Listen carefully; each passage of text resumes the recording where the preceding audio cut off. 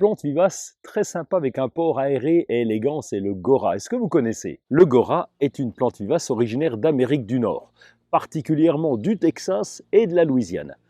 On l'adore pour sa délicatesse et sa robustesse. On la remarque souvent immédiatement car elle a une floraison aérienne et gracieuse. Ces fleurs qui ressemblent presque à des papillons en vol, si on imagine un peu, varient du blanc pur au rose vif en passant par des teintes de rose pâle.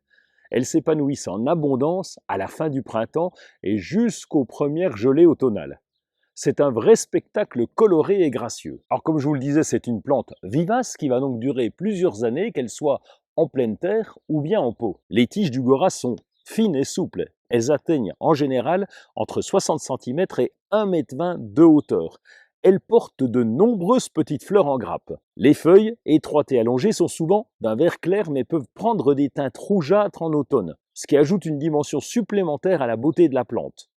Cette floraison qui dure sur plusieurs mois est vraiment le point fort de cette plante vivace. Alors évidemment, elle est très belle, mais on l'apprécie aussi, et presque surtout, pour sa facilité de culture. La plante est résistante à la sécheresse, et c'est une excellente option pour les jardins nécessitant peu d'arrosage. C'est une plante mellifère qui attire les papillons et les abeilles.